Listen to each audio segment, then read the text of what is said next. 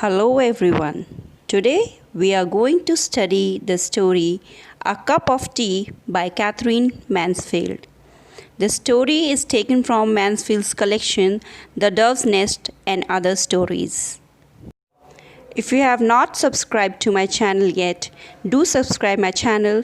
If you like the video, give a big thumbs up and share it with your friends and family. So let's begin. We have three main characters in this story: Rosemary Philip, Rosemary's husband, and Miss Smith. Miss Smith, whom Rosemary finds on the Curzon street. Rosemary was not exactly beautiful, but you can say she was young, brilliant, extremely modern, and she was always well dressed. Her husband really loved her, and they were really very rich. Instead of going shopping to the local street, she would go to Paris.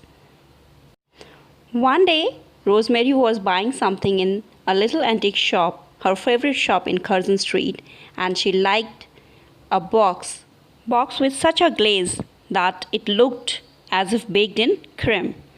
It had a mini creature with a couple standing under a flowery tree, so it just attracted Rosemary a lot. The shopkeeper kept flattering her about the box that he had kept it just for her. She asked the price of the box, which was 28 guineas. Rosemary asked the shopkeeper to keep the box for her and moves out of the shop. It was raining outside, and Rosemary wished she had the box to clinch to in this weather. She stopped for a while. Just then, she heard a voice almost like a sob. A thin, dark young girl was standing beside her. She had enormous eyes and she was not older than herself. She asked Rosemary for the price of a cup of tea. Rosemary found something simple and sincere in that voice. It wasn't in the least the voice of a beggar. How extraordinary, Rosemary thought. It was more than extraordinary for her. Something flashed into Rosemary's mind. She decided to take the girl home to show that fairy godmothers have existence and reality also. She asked her, "Why don't you come to my house?" But the girl drew back, startled. She stopped, shivering for a moment. Rosemary smilingly said, "I mean it." Soon they were in the car.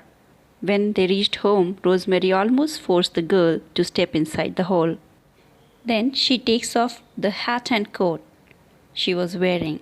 It was all wet, and helps the girl for the same.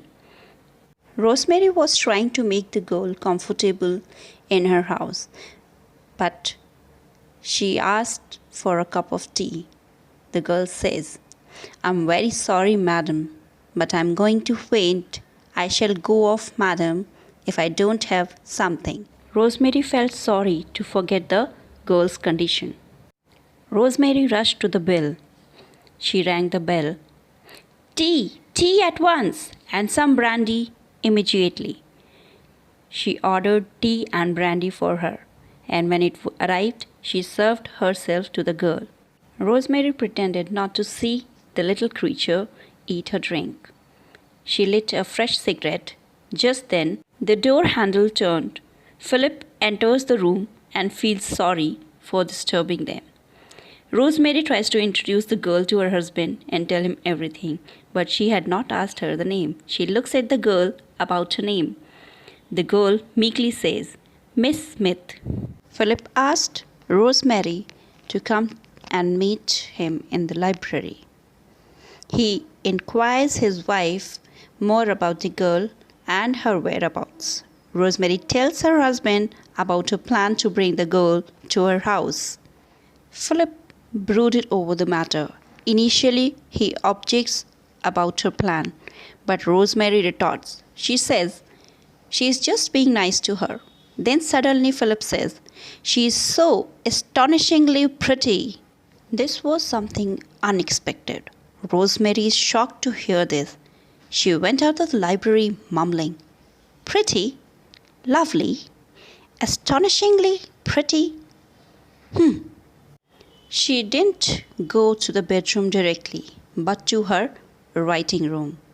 She opened the drawer. She took out 5-pound notes, looked at them.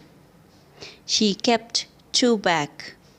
And then, it was not more than half an hour when Rosemary came in. Philip was still in the library.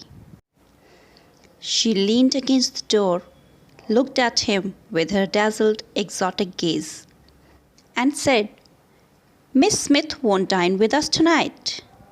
Actually, this is what Philip wanted. Rosemary has darkened her eyes, put on some makeup, and her delicate pose. She seductively asked him, "Do you like me?" And Philip answered, "I like you awfully. Kiss me." Then Rosemary dreamily asked Philip to let her buy the blue velvet box. But this was not she wanted to ask him. She says, "Am I pretty?" And the answer came. Of course, Philip loved him very much. So, if we see the overall story, we find the theme women's jealousy has no cure, which was smartly utilized by Philip. Rosemary's false generosity was washed away with her jealousy.